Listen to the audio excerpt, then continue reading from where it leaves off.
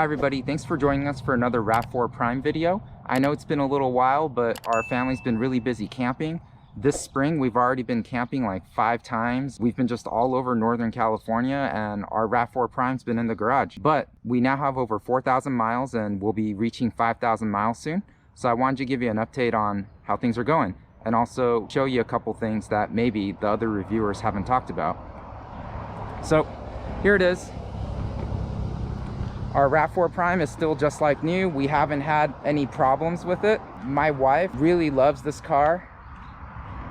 We're actually on a wait list for a BZ4X. It looks like we're gonna be able to get one. But my wife says no way. She wants to keep the RAV4 Prime. She's totally not interested in getting a full EV. She wants to keep the hybrid. There are a couple quirks with this car.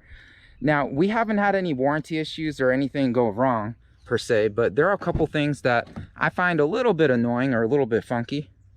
So first of all, you see this button, which opens up the gas filler, right? So the gas door is right there, right? And there's no problem with that. It fits fine. Of course, when you're refilling, I like how there's a little holder for the gas cap on the door itself. That's really cool. And here we go. I'm going to close it up again. And it's just like a single click and it closes up. Real simple, right? Now, for the electric charging door, there is no button inside the cabin. What you have to do is hit unlock on the remote. Even if the car is unlocked, if you haven't hit the unlock button in a while, it won't let you open the door. But anyways, you push it and it pops open. One thing I find a little bit annoying is that none of this is weatherproofed. So if you've been in the rain or anything, the inside of here, all of this is going to be wet.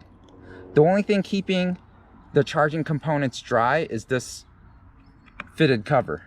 Now, it is dry under here when you open it up, but everything around here will be wet. Because again, there's no weather stripping or weatherproofing here. Again, just like the gas cap door, there's a little holder for the cap while you have it charging so that your cap's not just hanging out. I think that's a nice feature. One really annoying thing about this gas cap door is this little guy that keeps it closed and open. It doesn't really touch this point as well as I'd like it to. So what happens is when you're closing it, let's say I close it here, it's not going to close. I push here, it does not close. Push down here, doesn't close. Push up here, finally closes. It has to catch it just right or it won't close all the way. So you got to kind of push up on the top left quadrant. If you push down here, it's going to do nothing. Middle does nothing. Down here, right in the middle, look, I'm pushing right here and it does not unlock the door. I got to push it in the top left quadrant. I think that's kind of weird. But anyways, you got to push up on this top left quadrant. Even if you push right in the middle or not quite top left, it's not going to close and open. You got to push it up in this corner. So just keep that in mind. This corner is going to lock and unlock. Anywhere outside of that corner isn't going to close this door. And I find that really weird. So I considered putting something here to kind of push it out a little bit so it'll contact a little bit better. But my wife says it doesn't bother her. I told her I think it's weird, but my wife just pushes this corner. One question that a lot of people have for me is, since the key fob doesn't have a key, how do you lock the glove box, right? Well, if you look at the key fob, there's an arrow pointing down. If you press down on that arrow and you're holding onto the ring, it exposes the physical key. Now that key can be used to lock the glove box. So just like that. You can see it doesn't open. And then you can also unlock the glove box. And you see we have all our Prime documentation in there. But basically, yeah, it works fine. To be honest, I forget to lock the car up all the time. So I'm not locking the glove box either. Now this brings us to a really annoying feature for me in this car. I'm about 5'10", and this passenger seat is really high. Like, I feel like I'm in a booster chair for a child. and you can't adjust the seat down. So my head is basically touching the headliner. My hair is rubbing up against the headliner right now. And I'm slightly reclined in this chair. If I recline much more, it's gonna bug my kids, right? Because my kids sit behind us. Because my kids sit behind us, I can't recline much more than this because I'll be bugging them. But my hair is touching the headliner, and I'm only about 5'10". So this is crazy. This seat is way too high. Now, my wife is 5 foot tall, so my wife has no problem sitting in this passenger seat. She actually likes it because she can kind of see over and she can look behind, and she's raised up slightly, so she likes it. But for anyone that's like 5'10" and above like me, this passenger seat is terrible. So I tell her, I'm gonna be the one driving. I don't wanna ever sit in this seat because it's just uncomfortable for me.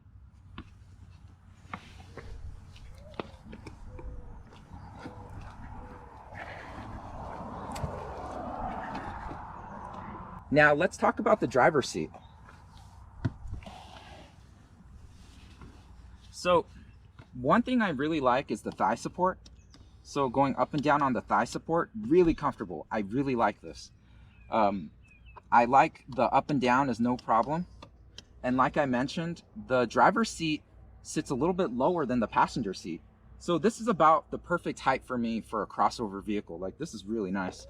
And the tilt and the recline work well. But the really strange thing that nobody mentions is the lumbar support. So everybody says, yeah, it has a power lumbar support, whatever, right? But the actual support in the lumbar is like halfway up my back. It's not even a lumbar support. It's more of a thoracic support. It like hits you right in the middle of the back. So if you push out the lumbar support, it's really uncomfortable because it's hitting me right here in the middle of my back. And my lumbar's down here, dude. Like, why is the lumbar support so high? And also, I'm only 5'10", right? And my head is almost touching the headliner as it is. I mean, it's a little bit lower than the passenger seat, but I only have about 2 fingers of headroom before I hit the headliner. So this lumbar support is designed for an extremely tall person with an extremely long abdomen, right? But they wouldn't even be able to fit in this car if that was the case. So I feel like they really screwed up on this lumbar support. It's hitting me right here in the middle. It should have been down a couple inches, and then it would have been really comfortable. But the only saving grace is that this seat is actually pretty darn comfortable as it is. So I actually have the lumbar support set basically completely flat. So there is no additional lumbar support. The thigh support is really comfortable. I really like that. So overall, this seat is pretty good. It's not like sitting in a really comfortable like Mercedes with the up and down and the in and out support of the lumbar, but overall, it's still really good. So I'm still happy with it. My wife loves this car, so there's like nothing negative I can say about it where she's gonna be upset with this car. Like, she loves everything about it. So I think it's perfect for her.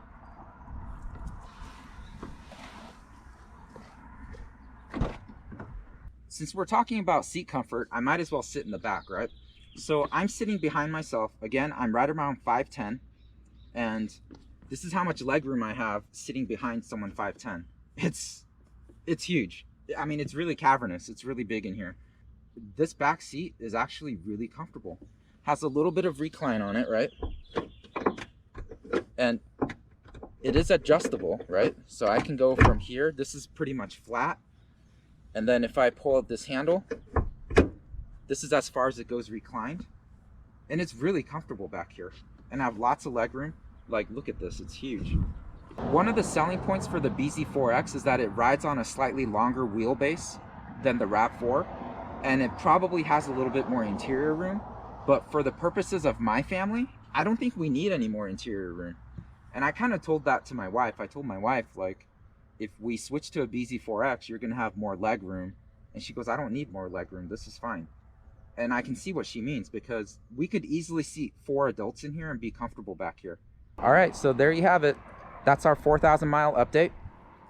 Again, the driver's seat I find really comfortable, but the lumbar is completely useless, and I don't use the lumbar support. The thigh support is great.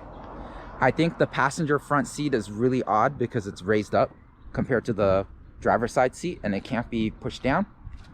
There's a lot of legroom in the back. Fit and finish is really excellent on this. I'm really glad we went with the RAV4 Prime because I have friends with Tesla Model 3s and they're falling apart after a couple years. I don't anticipate those kind of problems with the RAV4 Prime. Ride's really smooth. It's a really serene ride. We're getting about 50 miles. Somewhere between 40 and 50 miles in this nice weather. It's been about 75 degrees. We don't run the AC and we're able to get a full 40 miles on a charge. And I assume once summer hits and we're running the AC a lot, we'll probably be back down to, 35 miles a charge or so, which is still pretty good. What's funny is a RAV4 Prime owner stopped me one day and he goes, man, the RAV4 Prime's awesome. We run only on EV and our electricity bill hasn't gone up at all. And I was like, oh, okay, well, that's impossible, right? Well, I'll have a video later on showing you how much our PG&E bill went up. It's pretty significant, but probably on par with what we pay for gasoline, because in our neighborhood, gas is around $6.50 a gallon. So I don't think the equivalent is much more than that in electricity. I think it's going to be pretty close though, because PG&E is a ripoff and I hate them so much. I hope you enjoyed this video. Please subscribe for more. If you have any questions on the RAV4 Prime or any features, I'd be happy to answer your questions for you. So far, this is my wife's favorite car ever, and she loves it. She's never gonna give this one up. She says she plans on driving this forever, basically. And she came from a family of all Toyotas, and I came from a family of all Hondas. Basically all Hondas. Yeah, this car totally won me over. It's been completely reliable, and I'm usually into simple cars that I can work on at home, but I don't anticipate anything breaking down on this car. It's just been solid without any issues, really quiet. One funny thing I have to tell you though, when my daughter was screaming the other day, my son goes, Dad, Tori's trying to act like the RAV4 Prime. I was like, what do you mean? She goes, when you put the RAV4 Prime in reverse, it sounds like someone screaming. It's a terrible sound. And I just laughed because, I was like, oh, so that's how the PWS sounds to a kid, huh? You think putting a RAV4 Prime in reverse is about the same sound as your baby sister screaming in the house. That's pretty funny. Anyways, I'll leave you with that. Thanks for listening. We'll see you soon. Bye.